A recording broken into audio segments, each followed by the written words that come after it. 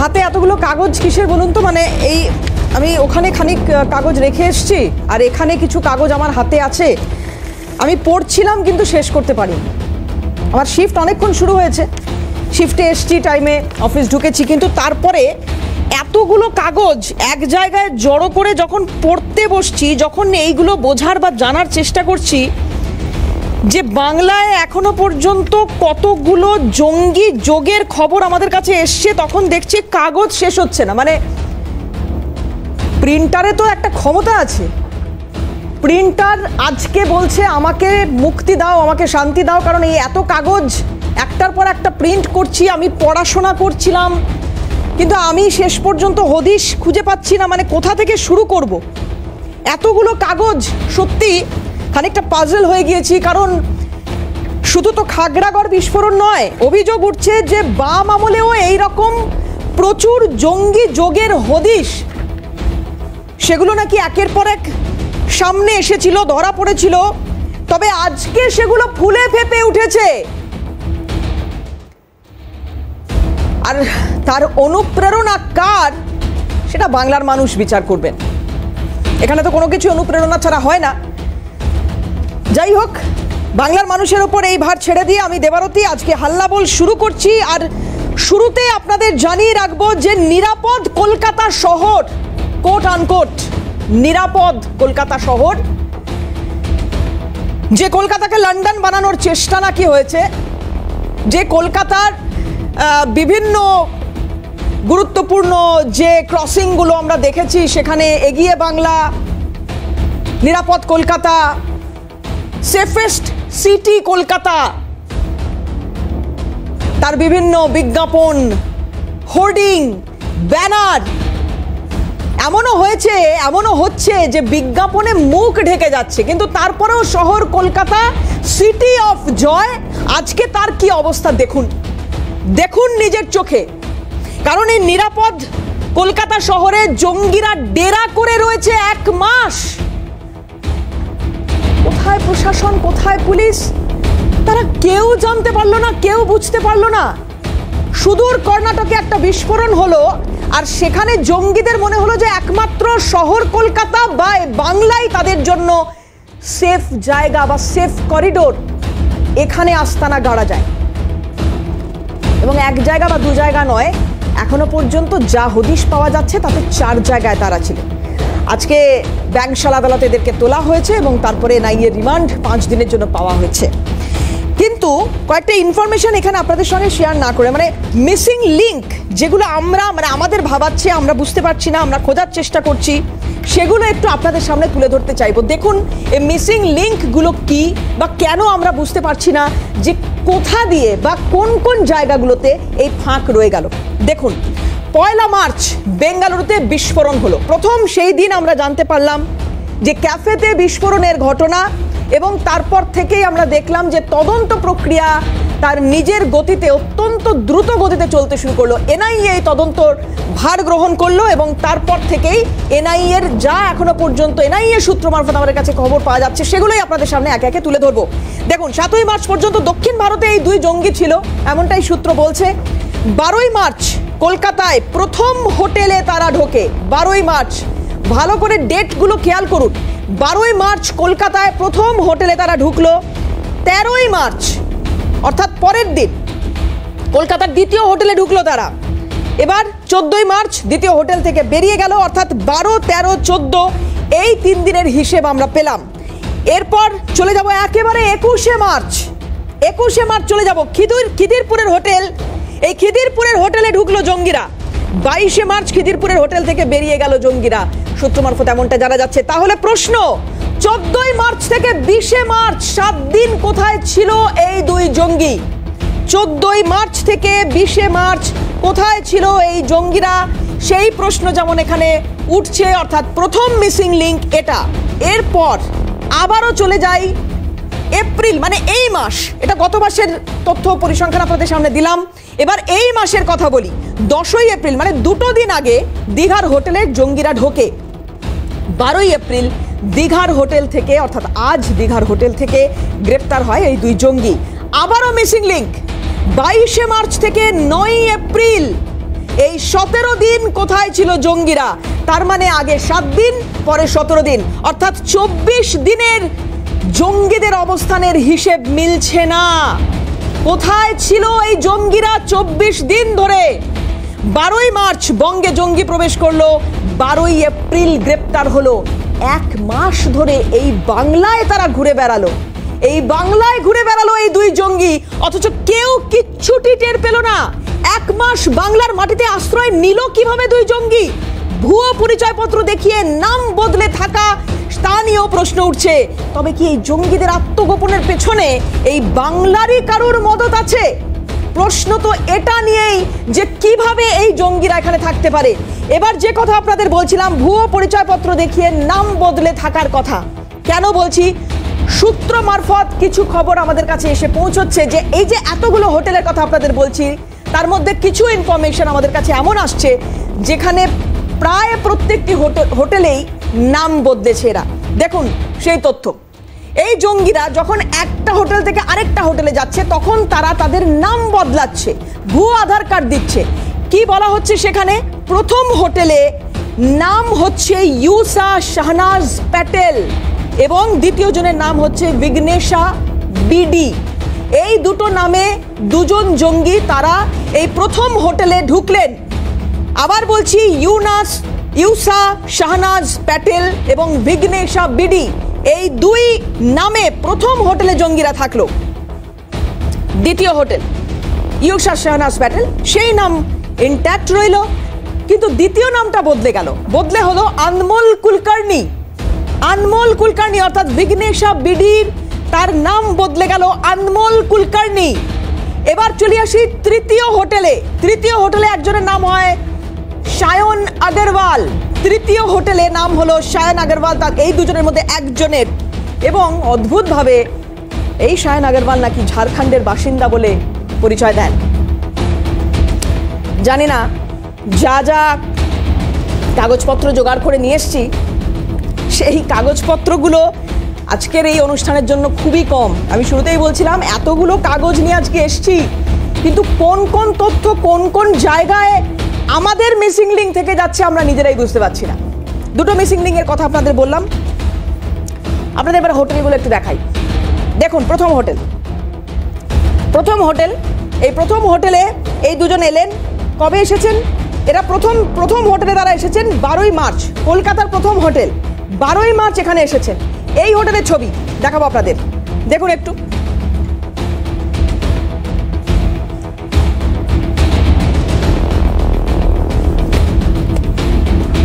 এই যে দেখতে পাচ্ছেন 301 নম্বর ঘর, 301 নম্বর ঘর হোটেল স্প্ল্যানেড ইন। 301 নম্বর ঘরে জঙ্গিরা প্রথম, কলকাতায় যে ঘরে জঙ্গিরা থাকলো 301 নম্বর ঘর, হোটেল স্প্ল্যানেড ইন। দেখুন সেই ছবিটা একটু দেখুন, দেখুন কি অবস্থা সেখানে, কি বলছেন এখানকার মানুষ বা যে প্রতিবেদন তুলে ধরেছেন আমাদের প্রতিনিধি, একটু নজর রাখবো সেদিকে। আমরা এই মুহূর্তে রয়েছি এসপ্ল্যানেড ইন 2 নম্বর এসএন ব্যানার্জি রোডের ঠিক 301 নম্বর রুম, যেটা এখনও পর্যন্ত সূত্র মারফত জানা যাচ্ছে যে দুই ধৃত জঙ্গি, সেই দুজন কিন্তু এই 301 নম্বর রুমে কিন্তু তারা এখানে ছিলেন বলে এখনও পর্যন্ত জানা যাচ্ছে। ইতিমধ্যেই তোমাকে বলি যে গোটা বিষয়টি নিয়ে কিন্তু চাঞ্চল্য তৈরি হয়েছে। 2 নম্বর এসএন ব্যানার্জি রোডের এসপ্ল্যানেড ইন এই 301 নম্বর রুম, এখানেই কিন্তু এই জঙ্গিরা ছিল বলে এখনও পর্যন্ত জানা যাচ্ছে। ইতিমধ্যে আমরা যে খবরটি পেলাম যে কলকাতা পুলিশের দুজন কর্মী তারা কিন্তু এখানে এসে যিনি কর্তব্যরত রিসেপশনে যিনি ছিলেন তার সঙ্গে কিন্তু কথোপকথন করলেন এবং আমরা দেখতে পেলাম যে নির্দিষ্ট করে যে ভিজিটার্স বুক রয়েছে তাও কিন্তু তারা একবার চেক করে দেখলেন। ক্যামেরায় মদনের সঙ্গে রাজা সাহা, ক্যালকাটা নিউজ, কলকাতা। এসপ্ল্যানেড ইনের ঠিক যে হোটেলে 301 নম্বর রুমে এই দুই জঙ্গি যারা কিন্তু ছিলেন, যে ডকুমেন্টেশন এখানে গত 12 তারিখ অর্থাৎ 12/3/2024 যে ডকুমেন্টস এখানে জমা দেওয়া হয়েছিল তা কিন্তু একেবারে সিএনএর হাতে তুমি দেখতে পাচ্ছ। এই কেরল থেকে কিন্তু এই ভুয়ো ডকুমেন্টস বানানো হয়েছিল বলে এখনও পর্যন্ত জানা যাচ্ছে এবং সেখানে কিন্তু দেখো ইউসা শাহনাজ প্যাটেল এবং আরও একজনের নাম দেওয়া হয়েছিল বিঘ্নেশ বিডি। আমরা যদি এখানে দেখতে পাই যে এখানে যে ঠিকানার বিষয়টি ঠিকানা রয়েছে, এখানে দুটি ঠিকানায় কিন্তু দেখা যাচ্ছে। একজন থাকেন পালঘাট পালঘর মহারাষ্ট্রতে এবং অপরজন তিনি কিন্তু কর্ণাটকাতেই থাকেন, সেটা কিন্তু একেবারে স্পষ্ট করা হয়েছে এই যে ভুয়ো ডকুমেন্ট সেখানে। এবং যে গেস্ট ফর্ম সেখানে কিন্তু একেবারে স্পষ্ট যে 12/3/2024 দুপুর 12টার সময় অ্যারাইভাল চেক ইন হয়েছে এই হোটেলে এবং ডেস্টিনেশন অফ স্টে তুমি দেখতে পাচ্ছ নাম্বার অফ ডে, কদিন ডিউরেশন অফ স্টে কদিন ছিল সেটা কিন্তু এখন অবধি সেটা দেখানো যাচ্ছে না। রুম নাম্বার 301 এবং কামিং ফ্রম কোথা থেকে আসা হয়েছে সেখানে কিন্তু একেবারে স্পষ্ট লেখা রয়েছে শিলিগুড়ি, পারপাস অফ ভিজিট, এবং এখানে লেখা রয়েছে ট্যুরিস্ট। ফুল নেম ইউসা শাহনাজ, বয়স 29 এবং তুমি দেখতে পাচ্ছ যে তার যে কোথা থেকে এসছে, থানে মুম্বাই মহারাষ্ট্র থানে থেকে এসছে তা কিন্তু এখানে স্পষ্ট করে উল্লেখ করা হয়েছে। এবং এই হচ্ছে সেই গেস্ট ফর্মে, এবং এখানে কিন্তু একেবারে স্পষ্ট করা হয়েছে যে মহারাষ্ট্র থেকে তারা কলকাতায় ঘুরতে এসছেন এবং তার আগে কামিং ফ্রম শিলিগুড়ি থেকে এসছেন, দুজন কিন্তু সঙ্গে ছিলেন তা কিন্তু একেবারে স্পষ্ট। তুমি দেখতে পাচ্ছ যে 12/3/2024 দুপুর 12টার সময় কিন্তু এখানে আসে। একটু আমি হোটেলের যিনি রয়েছেন তার সাথে কথা বলার চেষ্টা করি যে যে দুজন এখানে এসেছিলেন তারা কদিন ছিলেন? একদিন, 12 তারিখ এসে 13 তারিখ বেরিয়ে গেছে। কত নাম্বার রুমে থাকে? 301। তো কিছু বুঝতে পেরেছিলেন যখন এসছে? না, নর্মাল যেরকম আদার্স গেস্ট থাকে সেরকম। আর 5জন গেস্টের মতো এখানে আর 5জন গেস্টের মতনই ছিল। আজকে বিষয়টা জানলেন কিভাবে? আজকে না, 4-5 দিন আগেই পুলিশ এসেছিল। পুলিশ এসে ওদের যা যা ডিটেলস ছিল আমাদের কাছে সব নিয়ে গেছে। আজকেও এসেছিল পুলিশ, এসে বলে গেল যে এই ব্যাপার, তো কোথা থেকে ধরা পড়েছে। তো আপনার নাম? সায়ন দাস। আপনি হোটেল কর্মী? হ্যাঁ। দেখো একেবারেই হোটেল কর্মী, তার কাছ থেকে আমরা স্পষ্ট জানতে পারলাম যে আর 5জন যে গেস্ট তারা যেভাবে কলকাতায় আসে, তারা যে ডকুমেন্টেশন জমা দেয় তা দিয়ে কিন্তু তারা এখানে রুম বুক করেছিলেন এবং একদিন তারা কিন্তু এই হোটেলে তারা ছিলেন এবং তারপর তারা চলে যান। কার্যত কিন্তু বুঝতেই পারছো যে এই যে ডকুমেন্টস এই হোটেলে জমা দেওয়া হয়েছিল তা কিন্তু একেবারে সরাসরি হাতে এসছে। এখন দেখার যে গোটা বিষয়টি কোন দিকে কোথায় গিয়ে দাঁড়ায়। ক্যামেরা মদনের সঙ্গে রাজা শাহ, ক্যালকাটা নিউজ, কলকাতা। তাহলে এই যে বক্তব্য সেখান থেকে এটা স্পষ্ট হচ্ছে যে প্রথম হোটেল থেকে বেরিয়ে যাচ্ছেন এনারা 13ই মার্চ। এবার 13ই মার্চ কোথায় গেলেন? শহর কলকাতারই আরও একটা হোটেল প্যারাডাইস ইন। এবার সেখানের ছবিটা একটু আপনাদের সামনে দেখাবো এবং এটাও দেখাবো যে কটার সময় প্রবেশ করলেন এবং কটা এখান থেকে বেরিয়ে গেলেন। দেখুন এটা হচ্ছে দ্বিতীয় হোটেল। এই দ্বিতীয় হোটেল, সেখানে প্রবেশ এবং প্রস্থানের সময় আপনারা দেখলেন এবং 8 নম্বর রুমে জঙ্গিরা সেখানে ছিল, সেই ছবি 8 নম্বর রুমের ছবি। 8 নম্বর রুমে জঙ্গিরা ছিল। এখানে মানুষ যারা রয়েছেন বা আমাদের প্রতিনিধি কি প্রতিবেদন পাঠিয়েছেন একটু নজর রাখবো। জেরক্স রয়েছে আমার হাতে, সেটা হোটেল প্যারাডাইসে জমা রয়েছে। ওই দুই জঙ্গি যেখানে নাম লেখা হয়েছে উষা শাহনাজ প্যাটেল এবং অনমোল কার্তিক, এই দুটো আধার কার্ডের মধ্যে এখানে লেখা রয়েছে রুম নাম্বার 8, 13/3/2024 এন্ট্রি করা হয়েছিল, টাইম 5:40 PM এবং তারা এই যে ফোন নাম্বার, সেই ফোন নাম্বার কিন্তু এখানে লেখা রয়েছে এবং এই আইডি প্রুফ দিয়েই তারা এই হোটেলে ছিলেন এবং এই হোটেলে তারা শুধু ছিলেন তাই নয়, এই কলকাতায় যোগ যে পাওয়া যাচ্ছে তার যে রেজিস্টার খাতা, আমি একটু রেজিস্টার খাতাটা দেখানোর চেষ্টা করবো। এই রেজিস্টার খাতা 8 নম্বর দুটি নাম রয়েছে এবং এই দুটি নাম হোটেল প্যারাডাইস এবং তাদের যে ফোন নাম্বার, সেই ফোন নাম্বারও কিন্তু এখানে লেখা রয়েছে। সুতরাং এটা খুব স্পষ্ট যে প্যারাডাইস হোটেলের সেই সময় এই জঙ্গিরা এসেছিলেন এবং ছিলেন এবং যারা প্যারাডাইস হোটেলের যারা কর্ণধার রয়েছেন, যারা স্টাফ রয়েছেন, আমি একটু তাদের সাথে কথা বলার চেষ্টা করব, একটু কথা বলবো যে এখানে কি যখন জঙ্গিরা এসেছেন আপনারা তো কিছু বুঝতে পারেন না? আমরা কবে এসেছিল তারা? ওরা এসেছিল মার্চ 13 তারিখ 5:40 PM আর চেক আউট করে গেছে 14 তারিখ 12 PM। আচ্ছা, তো ওদের অ্যাক্টিভিটি, ওরা প্রথমে এসে ওরা নর্মাল যেরকম লোক আছে সেরকম একটা অ্যাটাচ লগেছিল, দুজনে এমনি এসেছিল, কোনো অ্যাক্টিভিটি কিছু বুঝতে পারে না আমরা। আচ্ছা, হোটেলে কি খাওয়া দাওয়া করেছিল? না, এখানে ওরা খাবার নেই, ওরা সব বাইরে ফেরে খেয়েছে, এখানে কিছু নেয়নি। শুধু সারাদিন ঘরেই? সারাদিন না, বিকাল 5:40 এসেছিল, তারপর দিন 12টা গেছে, এক নাইট ছিল এখানে। এক নাইটের কোনো সময় খাওয়া দাওয়া ছাড়া আর বাইরে বেরোতে বা কেউ এসেছিল? ওরা এসেছিল, এসে তারপরে জিনিসপত্রকে বাইরে গেলো, খাওয়া দাওয়া করে এসে ঘুমালো, তারপরের দিন 4টাঙ্গে 12টার সময় বেরিয়ে গেল। আপনাদের সাথে কথা হয়েছিল কোথা থেকে আসে? আমাদের এন্ট্রি ফোন করলো, বলে লিখেছিল দার্জিলিং থেকে এসেছি, যাবো চেন্নাই। আচ্ছা, আর কিভাবে বুক হয় আপনাদের? আমাদের আধার কার্ড নিয়ে যে আসে তার আইডি প্রুফ নিই, আইডি করে রেজিস্ট্রি করি, তারপরে আমাদের অনলাইনে থানায় পাঠাতে হয়, ওইটা ডেলি ওগুলো সব। আচ্ছা, না আমাকে বলুন যে বুক বুক করা হয়েছিল কি? এরা দুজন কি আগে বুক করে আগে এসেছে? থেকে বুক করেনি, স্পট বুক হয়েছে। স্পট বুক হয়েছে। এই হোটেলে যে জায়গা খালি রয়েছে, এটা কি আপনাদের কোনো দালাল মারফত জানানো হয় যে এই জায়গা না না না খালি রয়েছে? না না, এরকম কোনো সিস্টেম নেই। কোনো সিস্টেম নেই, খুঁজতে খুঁজতে নিজেরাই নিজেরা এসেছে? এসেছে। কেউ খবর দেয়নি? এখানে যে হোটেলটা রয়েছে, প্যারাডাইস হোটেল যে রয়েছে, তা সেটা ওনারা জানলেন কি করে? আপনি কি জিজ্ঞেস করেছিলেন? না না, আমি কিছু জিজ্ঞেস করিনি। এরকম একটা ভিতরে হোটেল, ভিতরে হোটেল আমি তো অনেক নতুন কাস্টমার আছে, এর সামনে দেখে আসে, এরকম কথা নেই। আপনার সাথে দেখা হয়েছিল? আপনি হ্যাঁ, দেখেছেন? আমি দেখেছিলাম। তো কি মানে গেট আপ বা ওরা শোনো, ওরা যেজন নর্মাল যেরকম আছে কাস্টমার, দুটো ব্যাগ ধরে আটা ধরছিল, একজন ব্যাগ ধরে এরা ঢুকেছিল, বাস এন্ট্রি করলো, আইডি দিল, আমরা আইডি জেরক্স করে ওদেরকে রিটার্ন করে দিলাম, তারপরে ওরা এন্ট্রি করে রুমে চলে গেলো। আর বাকি খাওয়া দাওয়ার মধ্যে জল অন্য কিছু কিছু? ওরা সব বাইরে থেকে জল ফল খেয়েছে, এখানে কোনো কিছু ব্যবহার করেনি, মানে খাওয়া দাওয়ার কোনো কিছু নেই। আমাদের এখানে খাবার তো হয় না, ওরা সব বাইরে সব খাবার খেয়েছে, শুধু লজিং ছিল, থাকার জন্য, ব্যাস থাকার জন্য ছিল। কোনো তারপর রাত্রে কোনো প্রবলেম বা না না, কিছু নেই। কেউ দেখা করতে এসেছে? না না, কেউ আসেনি। আপনার পুরো নামটা? বিজয় দড়াই। আপনি এখানে কি করেন? এখানে এবারে স্টাফ রয়েছেন। সেই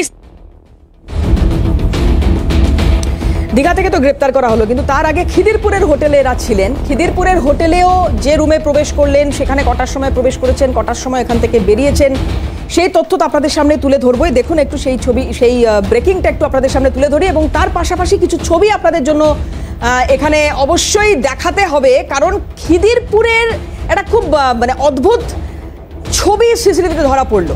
সেই ছবিতে দেখা যাচ্ছে যে এই অটো থেকে একজন জঙ্গি নামছে, বসে রয়েছে আরেকজন জঙ্গি, তারপরেই অটো থেকে নেমে এলো অটোর চালক, হাত দেখালো বসে থাকা ভেতরে জঙ্গিকে, এবং তারপরেই প্রথম জঙ্গির পেছন পেছন এই অটো চালক ঢুকছেন বা কোথাও একটা যাচ্ছেন। কোথায় গিয়েছেন জানি না, কিন্তু বহাল তবিয়তে শহর কলকাতায় এইরকমভাবে একজন জঙ্গি অটো করে বা দুজন জঙ্গি অটো করে যাচ্ছেন কোথাও তাদের গন্তব্যে। একজন নামছেন, নেমে কোনো একটা গন্তব্যে যাচ্ছেন, আরেকজন ভেতরে বসে রয়েছেন, অটোওয়ালা তাকে হাত দেখিয়ে দাঁড় করাচ্ছেন। কি হচ্ছে এটা?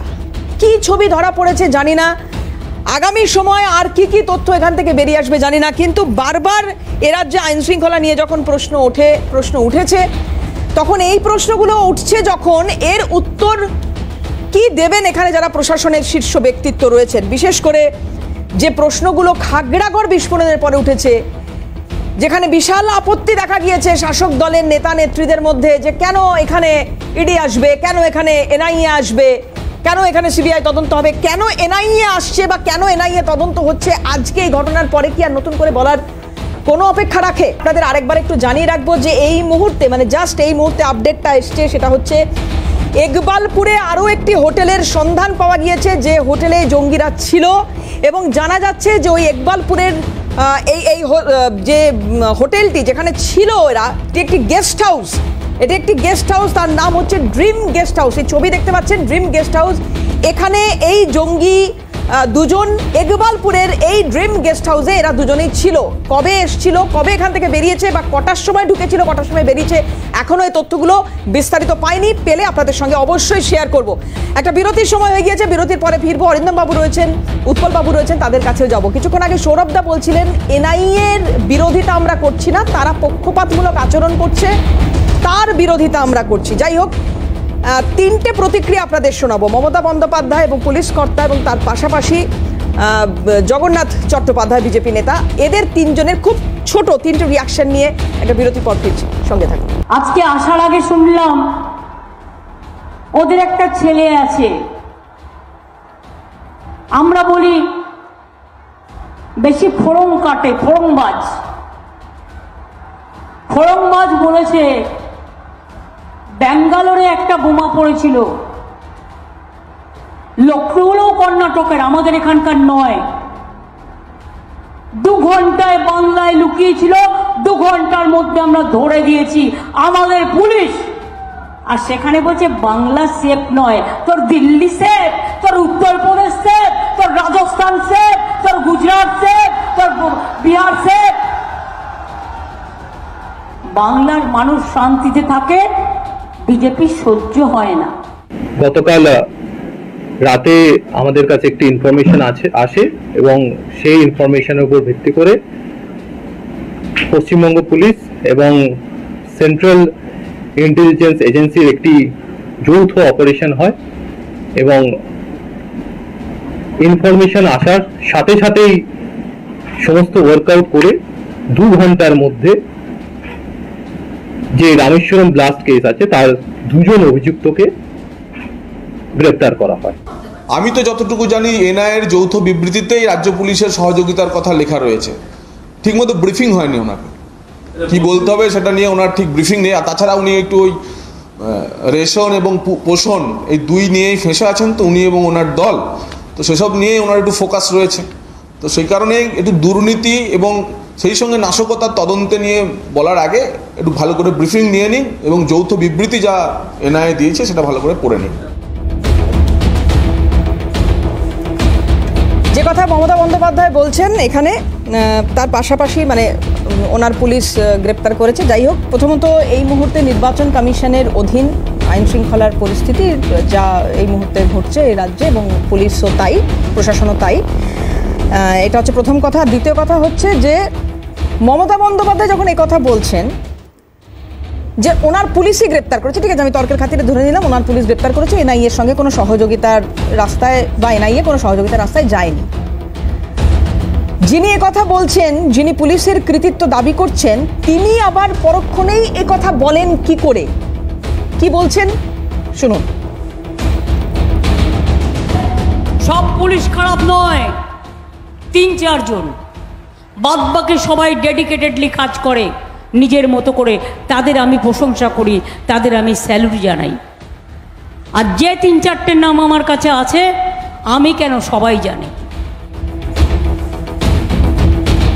একটা রাজনৈতিক সভায় দাঁড়িয়ে আবার ওই 3-4 জন পুলিশ কর্মীকে হুঁশিয়ারিও দিচ্ছেন।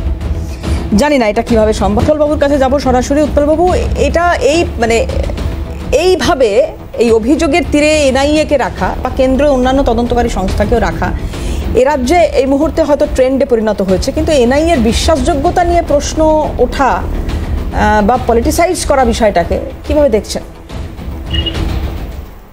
আমার মতে যে কোনো এরকম জিনিস সেটাকে পলিটিক্যাল অ্যাঙ্গেল থেকে তো দেখতেই নেই। আমাদের ফেডারেল সিস্টেম, কোন স্টেটে কিছু অপারেশন করতে গেলে তো লোকাল পুলিশের সহযোগিতা নিতেই হবে। আর এনআইএ যদি প্রথম স্টেটমেন্ট আপনি ভালো করে পড়েন, তো they have acknowledged, starting from Karnataka police to Telangana police to West Bengal police, এরা উড়িষ্যা দিয়ে এসছে। তো পুরো জিনিসটা train, because ISIS operating procedures হচ্ছে সব জায়গায় স্লিপার সেল তৈরি করা, they all moving sleeper cell, dynamic sleeper cell. এখানে আমার আগে যিনি বললেন আচার্য বাবু, যে এখানে কার থেকে টেলিফোন, কার ইন্টারনেট, আপনারা যেমন দেখালেন একটা 2 হুইলার থেকে ড্রাইভারটা নেমে আসছে, একজন ভেতরে তখন যেটা ওই মাছলি বাজারে হয়েছিল আপনার 2008 সালে যখন কাসাবের অ্যাটাকটা হয়েছিল, ওইখানে ওরকম গুলো দাঁড়িয়েছিল, একটা চলে গেল ভিটি স্টেশন, একটা চলে গেল ওই হসপিটালের কাছে, আর একটা চলে গেল ইসরায়েলি কাফেতে। তো এটা সেরকম ধরনের নয়, তো এই জন্য এইগুলোকে ভালো করে খুঁটিয়ে কাটিয়ে দেখতে হবে। আর এতে total support in conjunction uniform police from the state and NIA এখনো কোনো বেটার হয়নি। এনআইএটা সব জায়গা থেকে নিয়ে র থেকে আরম্ভ করে ইন্টেলিজেন্স আরম্ভ করে সব রকমের লোক আছে। এনআইএ এদেরটা এখনো সেরকম টাকা তৈরি হয়, এদের দিয়ে this is for the national interest. This was actually happened after the ওই বম্বে ব্লাস্ট। তো তারপরেই এনআইএ এটা করা হয়েছিল। যদি সেন্ট্রাল এজেন্সি বা স্টেট এজেন্সি বিশ্বাসযোগ্যতা কথা বলতে হয়, তাহলে তো বলার নেই। সময়টা একটু খারাপ যে আমাদের ইলেকশন আসছে, ইলেকশন এলে তাদের রাজনীতি করতেই হবে। এটা আর একটা কথা মনে রাখবেন, আমাদের ওয়েস্ট বেঙ্গল ইজ স্ট্র্যাটেজিক্যালি এমন লোকেদের যে বর্ডার অল অ্যারাউন্ড, সব থেকে বেশি বর্ডার। আপনি যদি শুধু বাংলাদেশের বর্ডার ধরবেন না, জলপথের বর্ডার, ওদিকে Sikkim, China is not very far. এই চ্যালেঞ্জটা অন্য স্টেটের নেই। আর একটা কথা মনে রাখতে হবে যে যেদিন হলো first March, the easiest time to nab all of them is within the next 7 days। তারপরে ওরা আস্তে আস্তে they will start destroying the any evidence what is there. They will start establishing their contact with whole lot of sleeper cells within the state, outside the state. এগুলো সবসময় আমাদের মনে রাখতে হবে। বেশ, অতুল বাবু,